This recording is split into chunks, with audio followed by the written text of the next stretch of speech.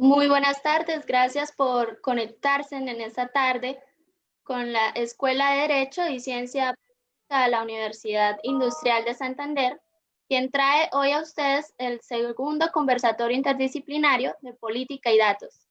Hoy presentando a ustedes renta básica de emergencia en tiempos de COVID-19. Los invitamos a compartir en sus redes de este importante evento. Participen con sus comentarios y hagan sus preguntas. Al final, el moderador del evento abrirá un espacio para dar respuesta a todas ellas. Les recordamos que siguen abiertas las inscripciones a la maestría.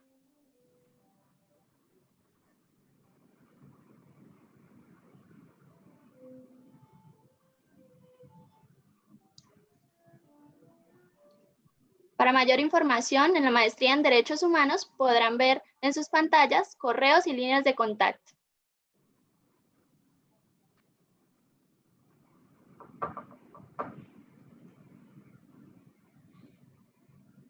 Gracias una vez más por acompañarnos. Le cedo la palabra en la tarde de hoy a nuestro director de escuela, el doctor Javier Alejandro Acevedo Guerrero.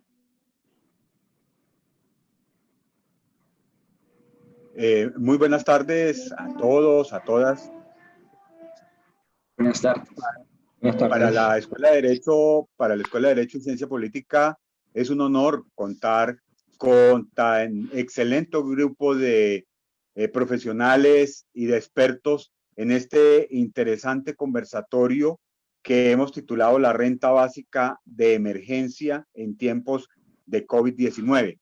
Quiero saludar muy especialmente a los profesores Diego Hernández, quien ha sido el organizador y quien ha ideado este ciclo de conversatorios, lo mismo que a mi colega, el profesor Rafael Viana, director de la Escuela de Economía de la Universidad Industrial de Santander, y un saludo también muy especial al doctor Iván Marulanda, quien muy amablemente aceptó la invitación de acompañarnos en este interesante e importante conversatorio. Doctor Iván Marulanda ya nos ha acompañado varias veces, es ex constituyente y tuvimos el honor de tenerlo en los claustros de esta universidad celebrando precisamente o conmemorando los 25 años de la Carta Política del 91. Bienvenidos a todos, muchas gracias por este espacio tan importante, Marulanda. Recuerde, doctor Marulanda, que esta es su casa y aquí será siempre bienvenido. Aprovechen, tienen ustedes una nómina de lujo, una mesa excelente para el día de hoy y especialmente seguimos, y es lo que quiero reiterar como director de la Escuela de Derecho, en estos ejercicios importantes por estos medios de pedagogía jurídica para todos, que es una de las ventajas que precisamente nos ha dejado esta virtualidad. Bienvenidos a todos y muchas gracias. Gracias, Farley. Muchas gracias, doctor Javier. Así es, tenemos grandes invitados en la tarde de hoy. Nos acompaña el doctor Rafael Viana Barceló, director de la Escuela de Economía y Administración de la UIS, doctor en Economía por la Universidad de Alcalá de Henares en España, magíster en Ciencias Económicas por la Universidad Nacional de Colombia y economista de la Universidad del Magdalena. Es un placer tenerlo con nosotros en la tarde de hoy, doctor Rafael. Buenas tardes, muchísimas gracias por la invitación. Diego, al senador Iván Marulanda por su presencia, a la Escuela de Derecho por la iniciativa, felicitarlos y buenas tardes a todos los asistentes. Buenas tardes. Buenas tardes, gracias. Al igual nos acompaña el doctor Iván Marulanda Gómez, delegatario de la Asamblea Nacional Constituyente de 1991, senador de la República por el Partido Verde, actualmente en ejercicio, economista de profesión, egresado de la Universidad de Antioquia, fue concejal de Medellín, embajador, servidor público en varias entidades y organismos de la rama ejecutiva. También ha hecho parte del sector empresarial, liderando la Cámara de Comercio de Pereira, la Secretaría de la ANDI y la Presidencia de la Bolsa de Medellín. Político, liberal e investigador. Un honor tenerlo con nosotros. Bienvenido, doctor Iván Marulanda. Muchas gracias. Para mí es un honor estar en la Universidad Industrial de Santander nuevamente, estar con ustedes en la Escuela de Derecho en la compañía del doctor Acevedo, el profesor Acevedo, del profesor Diana y el profesor Hernández. Un honor, gracias por invitarme. Gracias. Gracias. Y contamos con nuestro tercer invitado, el doctor Diego Hernando Hernández Velázquez, magíster en Hermenéutica Jurídica y Derecho y abogado por la Universidad Industrial de Santander, especialista en contratación estatal por la Universidad Externado de Colombia, profesor del área de Derecho Público y quien modera hoy este importante espacio. Bienvenido, doctor Diego. Buenas tardes. Muchas gracias. Les invitamos a compartir en sus redes de este importante evento. Recuerden hacer sus preguntas. Disfruten de nuestra transmisión. Doctor Diego tiene la palabra. Muchas gracias, Farley, a usted y a todo el equipo de soporte que está detrás de este conversatorio. Vayamos al grano. Nos hemos reunido esta tarde para conversar de una manera informal, pero muy juiciosa, en torno a la renta básica de emergencia que se consolida en un proyecto de ley que el 20 de julio, al iniciar la legislatura, un grupo de senadores liderado por el senador Iván Marulanda radicó en el Congreso de la República. La idea es poder conversar en esta tarde con la presencia de él y con las inquietudes y comentarios del profesor Viana, qué hay del proyecto de ley y qué es lo que pretende el proyecto de ley y qué debemos entender por renta básica de emergencia, específicamente en este contexto coyuntural de COVID-19. Para ir al grano, le concedo la palabra al senador Iván Marulanda, invitándolo a que nos refiera precisamente esto, en qué consiste y qué ha sido del proyecto de ley que se ha radicado en el Senado el 20 de julio. Muchísimas gracias y le concedo el uso de la palabra, senador. Gracias, profesor Diego, muy amable. Cuando se acercaba la pandemia a Colombia, habíamos hecho un recorrido por la China, por Corea, por Europa, por los Estados Unidos, sobre lo que estaba ocurriendo y sobre las reacciones que se iban dando en los distintos países para conjurar la situación. Y sabíamos entonces muy claramente que iba a llegar a Colombia, por un lado, que iba a llegar un momento en que íbamos a tener que confinarnos en las casas y que esa situación nos planteaba entonces una serie de interrogantes. ¿Qué interrogantes? Primero, una población muy grande de colombianas y de colombianos iban a perder sus ingresos y se iban a confinar no solamente sin ingresos, sino sin ahorros. Y era necesario entonces pensar cómo iba a alimentarse esta población para poderse sostener en el confinamiento y para evitar que en la desesperación se lanzara a la calle y tuviéramos un problema de contagio que empeorara la situación.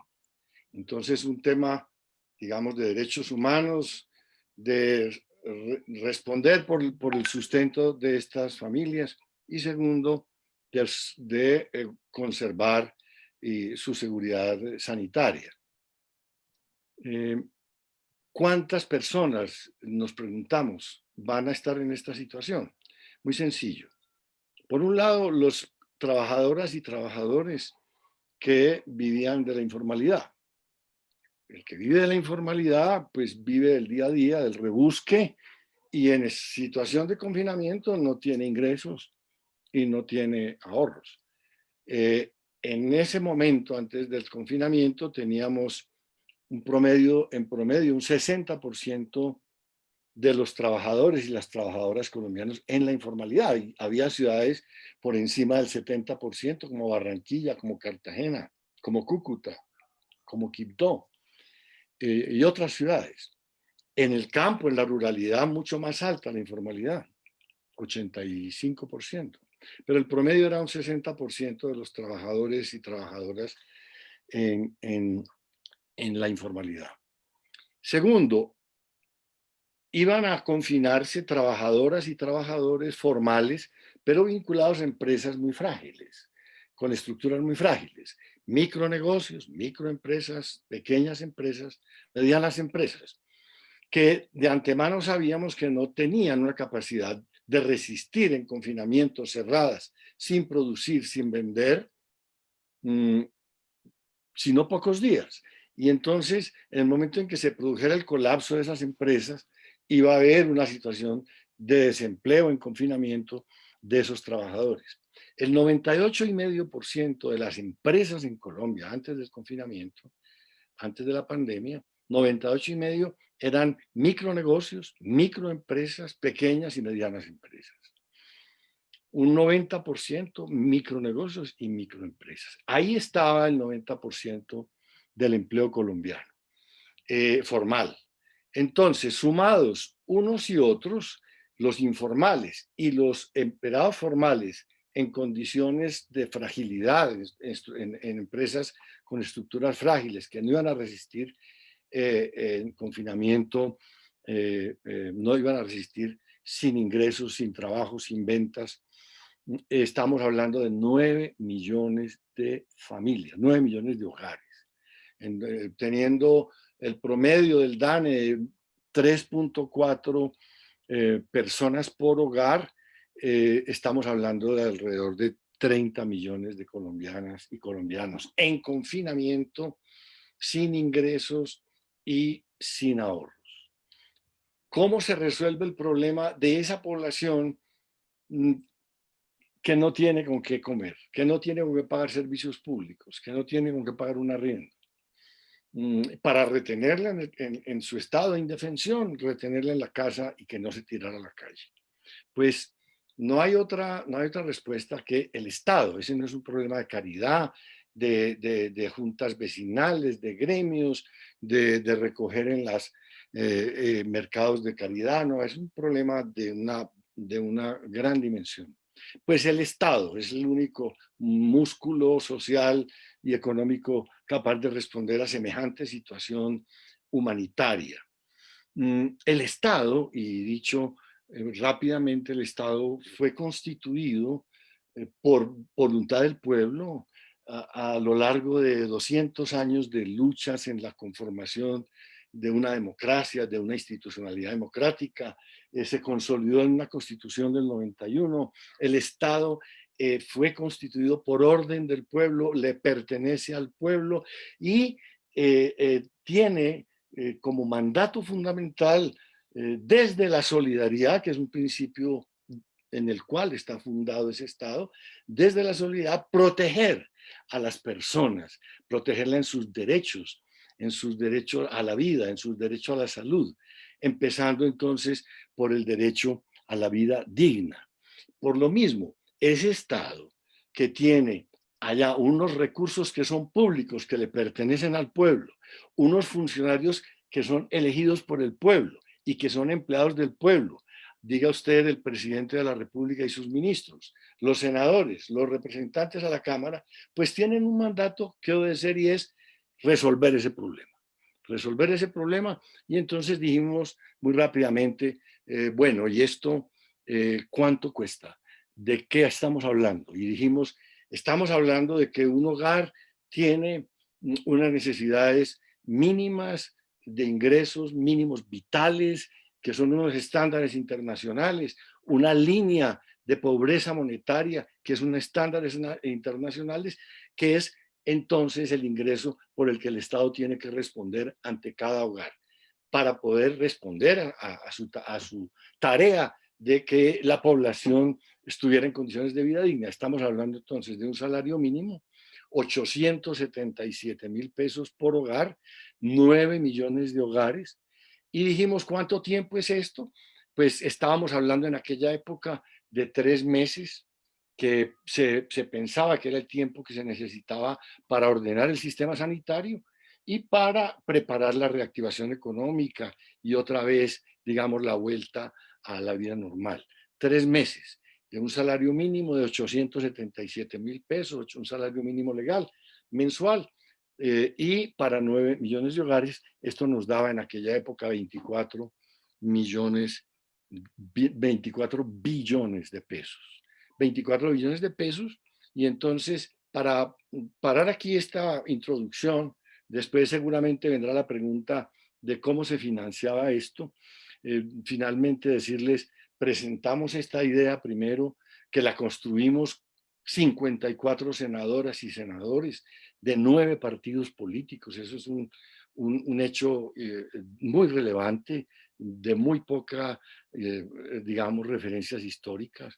Y lo construimos de la mano de profesores muy importantes, de economistas muy importantes.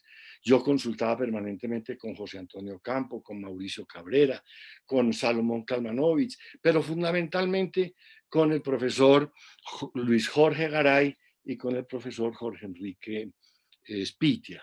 Con ellos ya definimos y detallamos las cifras para plantear esto. Lo presentamos al gobierno, el gobierno dijo que le parecía muy interesante, el ministro de Hacienda, pero que no lo podían acoger. Luego entonces lo llevamos al Congreso en forma de un proyecto de ley que no pasó en la primera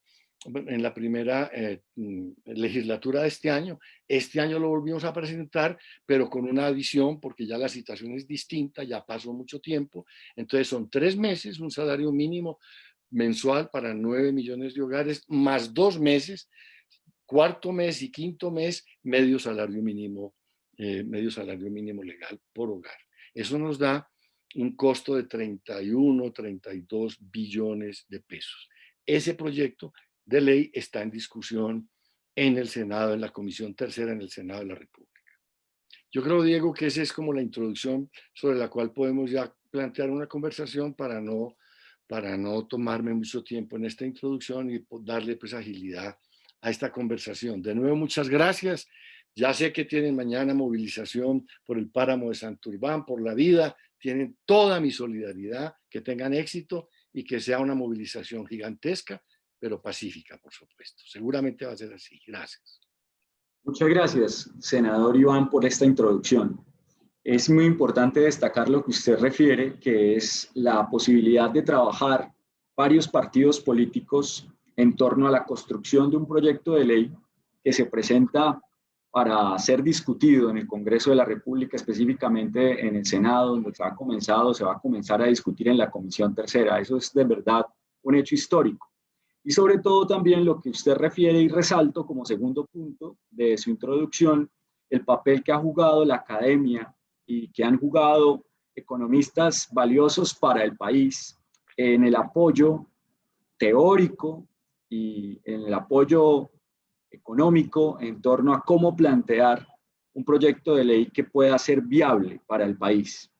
Y en ese mismo sentido quisiera preguntarle al profesor Rafael, que intuyo yo que tenemos muchas confusiones. Digamos que yo escuché al director nacional de planeación ridiculizando un poco este proyecto, generando la idea de que estábamos hablando de renta básica universal.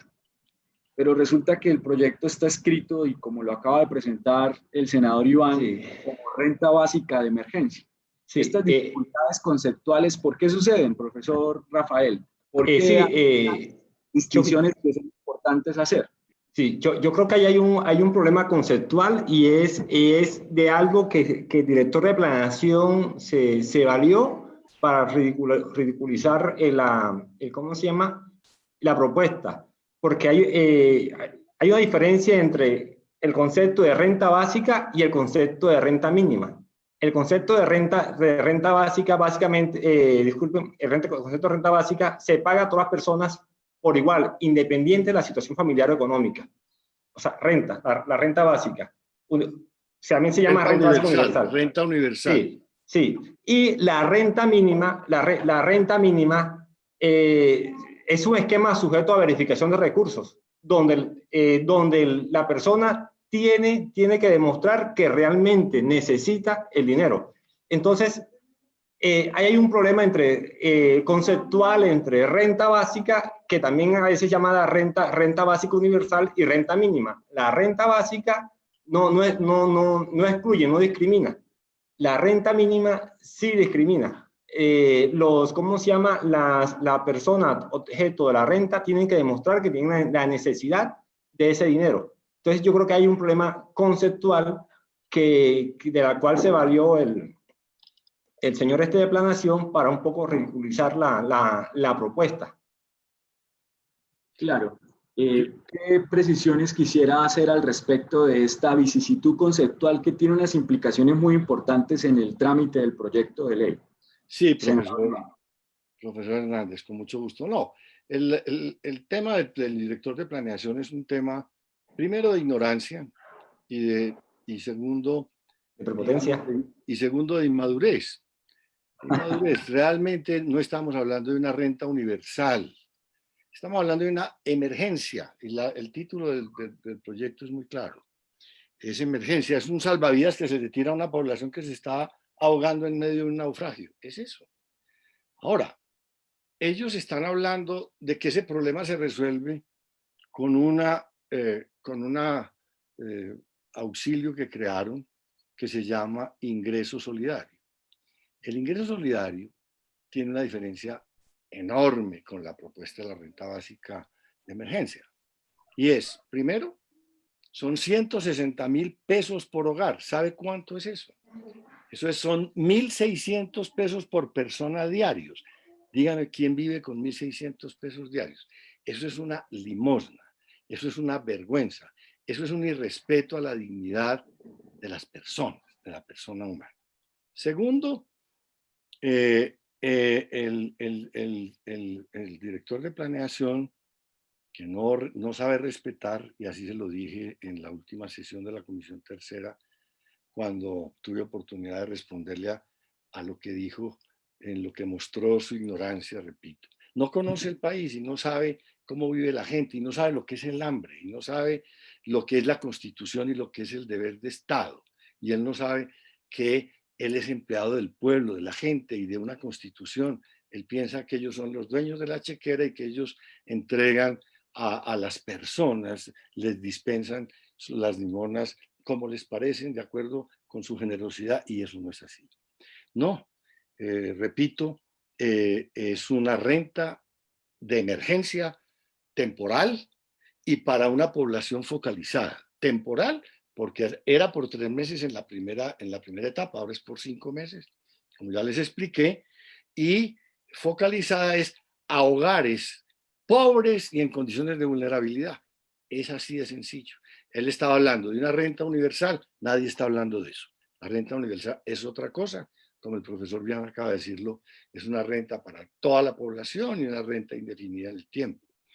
No es eso, no es eso. Esta es una renta focalizada de emergencia a una población que confinó el Estado y que no tenía con qué comer. Así de sencillo. Es un problema de derechos humanos, es un problema de cumplimiento de la Constitución y, por supuesto, de cumplimiento del deber por parte de los funcionarios, que ese joven de Planeación Nacional no conoce sus deberes. Y es una de las falencias de la política colombiana, que llevamos a la presidencia de la República y a posiciones como esta de la Dirección de Planeación a personas que no conocen a Colombia. Las traen de Washington y las traen de los Estados Unidos, de las universidades, a gobernar un país que ellos no conocen y por lo mismo están tan equivocados y estamos como estamos. Muy interesante las precisiones y he revisado la información que está disponible en la página del Departamento Nacional de Planeación y este ingreso solidario solamente ha alcanzado a casi 3 millones de personas. Así es, y nosotros estamos hablando de 9 millones de hogares. Ellos hablan de 3 millones de hogares. Menos, están en 2.800.000 hogares. Y nosotros hablamos de que son 9 millones de hogares. Y esto no es para ver a cuántos alcanzan, no, es a todos. Porque no hay otra obligación para el Estado más importante que esa, que el hambre del pueblo colombiano en unas condiciones de indefensión como esas. Así es. Profesor Rafael, usted quería precisar algo. Sí, yo quería complementar un poco al senador con respecto a lo del ingreso solidario, que es una burla a la sociedad y una burla al pueblo colombiano. De hecho, al principio cuando hablábamos, hay varios antecedentes de renta mínima. Por ejemplo, en España, en las simulaciones que hicieron, la persona va a recibir X cantidad de dinero, pero si son pareja, recibe X más 1. Si tiene un niño, recibe X más 1 más 1. Si tiene 2, X más 1 más 1. Entonces, fíjate qué pasa con ingreso solidario. Una familia de 5 o 7 integrantes recibe 160.000 pesos. Y una familia de 2 integrantes recibe la misma cantidad.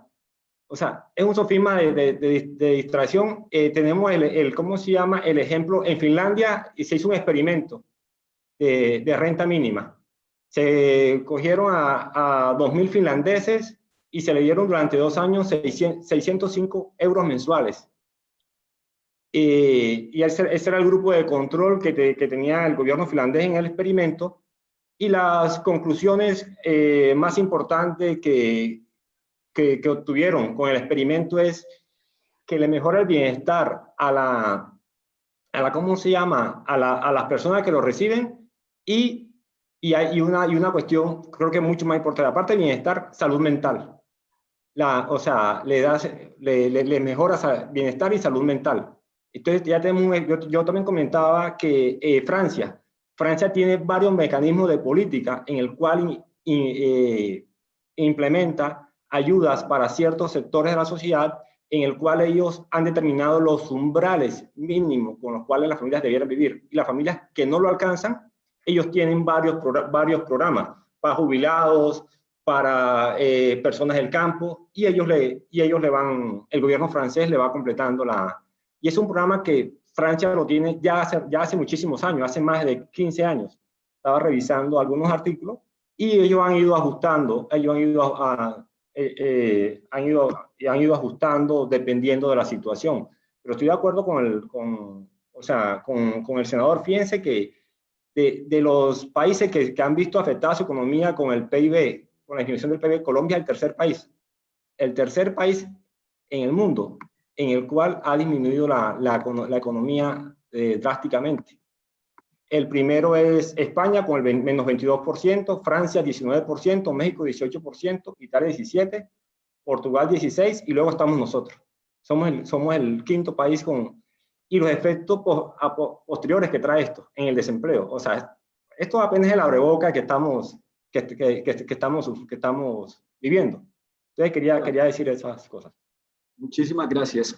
Me interesa mucho destacar de lo que usted acaba de presentar, profesor Rafael, la idea de que esta situación de experimentar cómo mejorar las condiciones mínimas vitales para poderle permitir a los ciudadanos desarrollar otras competencias y capacidades como seres humanos y no estar sobreviviendo o buscando cómo sobrevivir, ya lo han experimentado otros estados. Y en esa medida, pues, es una medida que podemos, en la medida de lo posible, si compartimos condiciones vitales con esos estados que ya lo han experimentado, pues poderlo comparar. Pero lo podemos tomar también como un parámetro de control. Y por el otro lado, el tema de la salud mental me parece fundamental en el contexto de la pandemia y lo que ya sabemos que el impacto que tiene. Hay un aspecto, senador, que es muy importante analizar en el proyecto de ley, tiene que ver con la manera como se va a financiar, se propone la renta básica de emergencia. Digamos que desde la Escuela de Derecho de la UIS somos muy enfáticos en formar en abogados que entiendan que los derechos también deben financiarse de alguna manera. Y por eso nos interesa plantear esa pregunta. Si se llega a aprobar el proyecto de ley, ¿cuáles son las propuestas de financiamiento que tendría la renta básica de emergencia? Gracias, con mucho gusto, doctor Diego. Quisiera agregar a la información anterior que nos ha entregado el profesor Viana, que los Estados Unidos entregó en esos 3 meses de los que hablamos a partir de la pandemia a 50 millones de hogares $1.200 por hogar mensuales, en un programa parecido a este. Lo mismo implementaron en Europa, programas de esta naturaleza, y lo mismo en algunos países de América Latina. como en Argentina, por ejemplo. ¿Cuánto vale esto? El proyecto que tenemos hoy en el Congreso vale, como les decía ahora, 31, 32 billones de pesos. Nosotros hicimos un estudio fiscal para poder presentar estas propuestas. Y identificamos un menú de posibilidades de financiamiento. Primero, examinamos el presupuesto general de la Nación de este año y encontramos que había unas partidas de gasto que estaban presupuestadas y que no se habían utilizado. Por alguna razón el gobierno no había ejecutado esas partidas y allí encontramos 8 billones de pesos. Entonces, lo que proponemos y lo que proponíamos es hacer un redireccionamiento de ese gasto y aplicar esos fondos acá, en este programa. En segundo término, encontramos también que podían disminuirse unos gastos que no eran prioritarios y que podían desplazarse o aplazarse para años futuros, y ahí había aproximadamente unos 2 billones de pesos más. Ahí, entre uno y otro teníamos 10 billones de pesos. Adicionalmente, los programas que tenía el gobierno y que tiene el gobierno asistenciales, que son Familias en Acción. Familias en Acción inclusive es más bajito que Ingreso Solidario. Familias en Acción son 145,000 pesos mensuales por hogar, o sea, 1.300 pesos por persona a día. Esos son limosnas. Entonces sumábamos lo que estaba presupuestado para Familias en Acción, lo que estaba presupuestado para Ingreso Solidario, lo que estaba presupuestado para adulto mayor, para Jóvenes en Acción y para la devolución del IVA, y todo eso lo metíamos acá en esta misma bolsa para que fuera un solo programa asistencial que entregara el salario mínimo y ya para 9 millones de hogares, y no para 2.8 millones de hogares, que es lo que tienen estos programas. Ahí había 4 billones y medio en esos programas que entrarían entonces a engrosar esta bolsa para la renta básica de emergencia. Por otro lado, el rubro más grande que tiene el presupuesto general de la Nación este año, lo mismo que el año entrante, pero este año, es el servicio de la deuda. Para el servicio de la deuda están presupuestados 54 billones de pesos este año. Y entonces le dijimos al ministro de Hacienda, usted lo que tiene que hacer es sacar de allí una parte de esa partida del servicio de la deuda, aplicarla para que le dé liquidez, porque eso está presupuestado, esa plata estaba ahí en esa época, para darle liquidez a este programa, porque este programa hay que entregar la plata ya para la gente, porque la gente tiene que comer. Y además, porque era necesario, repito, retener a la gente para que no se tirara a la calle al contagio, que al fin fue lo que pasó. Y ahí estamos ya en más de 20,000 muertos y todo indica que vamos a superar una cifra conmovedora de 40,000 muertos en diciembre o más. Y tenemos la más alta tasa de contagio por el número de población diario.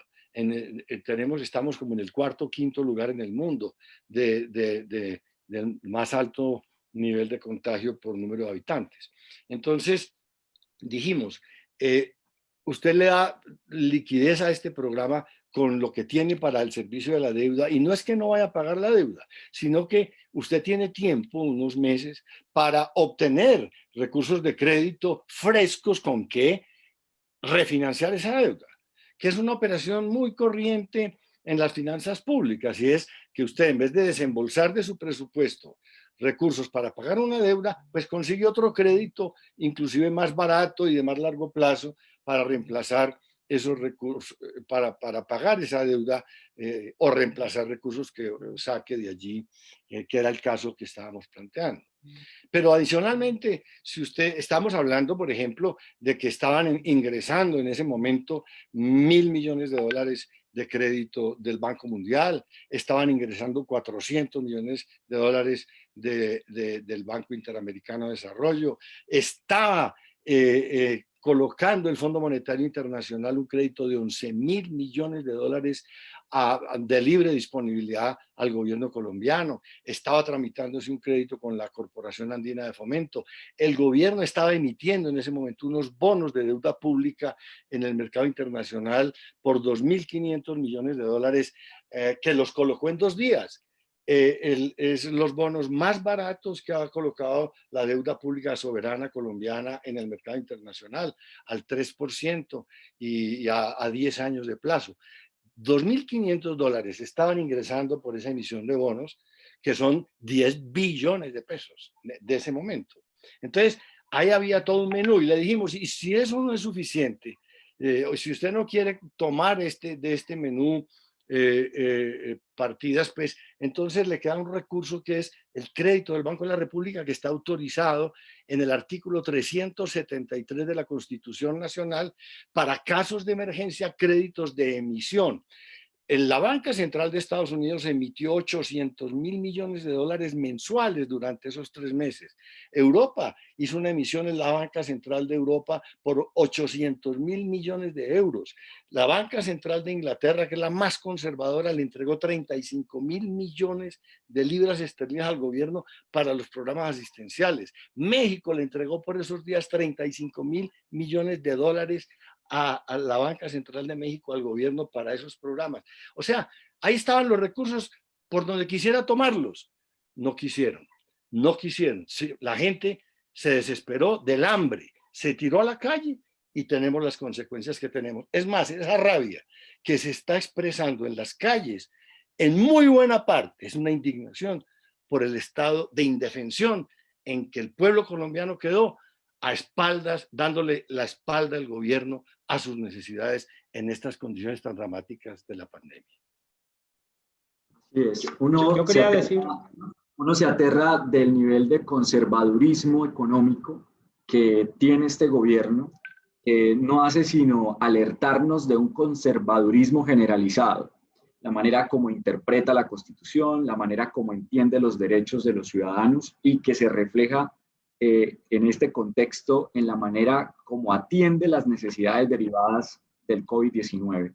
Profesor Rafael, una última participación para finalizar con una pregunta final al senador Iván Marulanda. Disculpe que el micrófono lo tiene apagado, profesor Rafael. Listo, disculpe, Diego. No, yo quería comentar 3 beneficios de la propuesta del senador. 3 beneficios económicos y sociales, porque permíteme estimular la demanda y por ende va a evitar una mayor caída del PIB. O sea, ¿cómo se llama? Este ingreso mínimo. Estimula demanda, las familias tienen cómo comprar, evita una mayor caída del PIB y aparte le mejora el bienestar a esa misma familia. O sea, esta propuesta tiene tantos beneficios económicos como sociales. Sí, yo quisiera a ese respecto decir lo siguiente. Tiene toda la razón, profesor Viana. En esos días, ante la respuesta del gobierno de que, como lo dice el profesor Hernández, es un gobierno ultraconservador que está, yo les decía, ustedes están bailando ballet en medio de un naufragio. Ellos estaban pensando en la regla fiscal, pensando en las calificadoras de riesgo, pensando en la comunidad internacional y nosotros les dijimos, ustedes tienen que pensar en el pueblo colombiano. Para eso están ahí, para servirle al pueblo colombiano y no servirle a referentes internacionales. Por esos días, la directora mundial del Fondo Monetario Internacional, que es la entidad más ortodoxa en el mundo en materia monetaria y en materia macroeconómica, la señora Kristalina Georgieva, dijo en Europa: señores de los gobiernos, señores gobernantes del mundo, ustedes nunca le van a volver a oír al Fondo Monetario decir lo que les voy a decir. Gasten, gasten, no dejen morir la gente de hambre y no dejen quebrar las empresas. Porque como dice el profesor Viane, este programa además le iba a dar capacidad de compra al pueblo colombiano para poder sostener una reactivación económica, para que no salgamos de esta pandemia con unas empresas muertas, con una economía muerta. Se han quebrado, de acuerdo con la CEPAL, más de 140.000 empresas en Colombia a estas alturas, precisamente porque no hay demanda, no hay demanda. El mercado está muerto. Ahí se perdieron cerca de 5 millones de empleos y tenemos el mayor desempleo del mundo, un 20.4% de desempleo. Es una situación muy dramática. ¿Cuál es el reto para continuar tramitando el proyecto de ley en este momento en el Congreso? ¿Cuál es la dificultad? ¿Cómo podemos los ciudadanos estar pendientes de esta situación, el trámite específico en el Senado? Porque entiendo que el Centro Democrático presenta una coponencia para primer debate en la Comisión Tercera del Senado y nos gustaría ese diagnóstico que usted nos puede hacer al respecto. Sí, profesor Hernández, muy importante. No, este se volvió un tema político, el gobierno se sostiene en su avaricia, el gobierno se sostiene en que no hace un programa, digamos, que le reconozca una dignidad al pueblo colombiano. Ellos están haciendo cuentas avaras a partir de su ingreso solidario. Lo que han hecho es prorrogarlo hasta julio del año entrante, pero el mismo ingreso solidario de 160.000 pesos mensuales, que repito, equivale a 1.600 pesos diarios por persona, en 3 millones de hogares. Y resulta que tenemos 9 millones de hogares, primero que todo, que necesitan este apoyo del Estado. Es un derecho, no es un regalo, es un derecho. Estamos reclamando un derecho del pueblo colombiano, que es su plata, y además es su constitución, que dice que el Estado tiene la obligación de protegerle su vida digna, su derecho a la vida digna. Y entonces ellos insisten en los 160.000 pesos hasta julio del año entrante. Eso es una limosna miserable. Nosotros no aceptamos eso. Ahora, ellos tienen las mayorías en el Congreso. ¿Por qué? Porque ellos construyen esas mayorías repartiendo puestos, repartiendo presupuesto a los congresistas que constituyen esa mayoría que apoya al gobierno. Aquí tenemos un problema muy profundo los colombianos, y es que el Congreso de la República perdió la autonomía, es un organismo dependiente, accesorio, es un organismo que perdió la autonomía y la independencia de la que habla la Constitución, porque esas mayorías son funcionales al gobierno y hacen solamente lo que el gobierno les dice que pueden hacer. Tenemos ese problema. Ahora, ¿qué puede hacer la población colombiana? Presionar la renta básica, exigirle al gobierno la renta básica. No hay otro camino, porque allá no tenemos mayoría. Vamos a seguir dando la pelea, pero es una pelea muy desigual porque ellos tienen esas mayorías y con esas mayorías van a imponer el hundimiento de este proyecto para dolor de los colombianos. ¿Cuáles alternativas tenemos en el panorama político a 2022? ¿En qué debería centrarse finalmente, para cerrar el conversatorio, una propuesta política que, en primera medida, sea una propuesta política creada desde la Constitución, desde ese letrero maravilloso pero tan difícil de lograr que es construir un Estado social de derecho? ¿Cómo hacer una propuesta política que no contradiga todos los días la Constitución, sino que la materialice y la concrete a través de políticas públicas? Profesor Hernández, el pueblo colombiano tiene que entender, y hemos hecho un trabajo enorme en la discusión de este proyecto y en la divulgación de este proyecto de ley a partir de esa visión de los derechos humanos y de los derechos constitucionales del pueblo colombiano, para decirle a la gente, miren, dentro de 2 años va a haber elecciones. Ustedes tienen que preguntarle a las personas que van allá a proponerles la elección, ¿qué opinan de esto?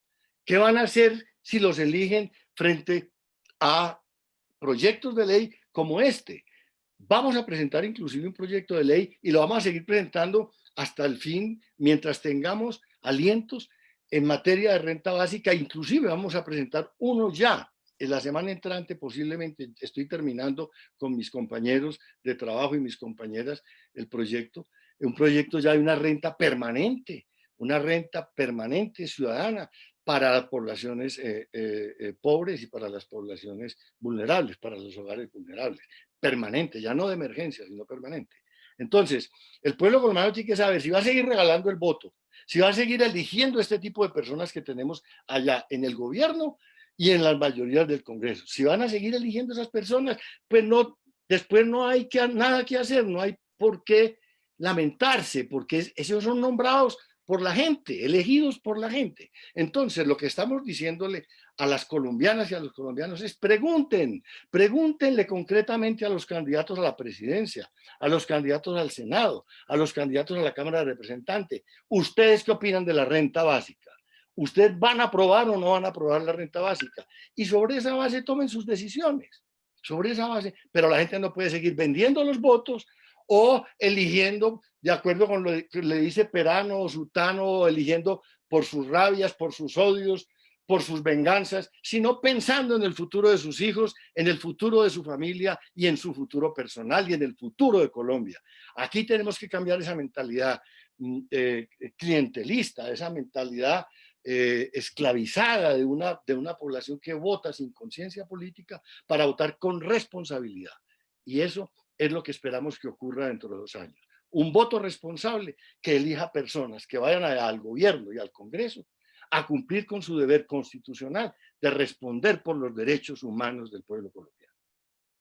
Muchas gracias. Desde la UIS, en el marco de este conversatorio que seguiremos realizando en otras versiones y que nos gustaría más adelante también contar con su presencia y la del profesor Rafael, seguiremos preguntándonos hasta cuándo vamos los ciudadanos a aceptar que seamos tratados desde una perspectiva de caridad y no desde una perspectiva de derechos. Y por tanto queríamos en la tarde de hoy resaltar el proyecto de ley porque es uno de los proyectos de ley que retoma la categoría de ciudadanía y la realidad del país. Esa realidad que es mucho más palpable en las regiones y que muchas veces en Bogotá pasa desapercibida. Y por eso para nosotros fue muy importante contar con los aportes suyos, senador Iván, y con los aportes del profesor Rafael Viana. Gracias, profesor Hernández. Un honor estar con ustedes, estar en la Universidad Industrial de Santander, que mi compañero de luchas políticas, Luis Carlos Galán, llevaba en el alma siempre, y yo heredé ese amor por su tierra y por sus universidades, por supuesto, y por su gente. Mis respetos, mi agradecimiento, un honor estar con ustedes y gracias por sus palabras de cierre que fueron muy bien planteadas. Muchas gracias con relación a los derechos. Profesor Rafael, muchas gracias. Muchas gracias, Diego, por la invitación. Gracias, senador, por la presencia. Sí, y a la orden para una nueva oportunidad. Bueno, gracias a todos los que nos escucharon, a las personas que plantearon sus preguntas. Las preguntas fueron resueltas por nuestros conversadores a lo largo de sus intervenciones, y aquellas que no pudieron ser respondidas serán retomadas por la moderación y serán dirigidas, si corresponde, al profesor Rafael para que nos ayude a responderlas. Un abrazo para todos y para todas. Mañana marchemos, mañana movilicémonos en pro del páramo de Santurbán, pero en paz y tratando de enviar un mensaje desde Bucaramanga para el país, por el respeto del páramo y por el respeto del agua. Y el respeto Buena noche para todos.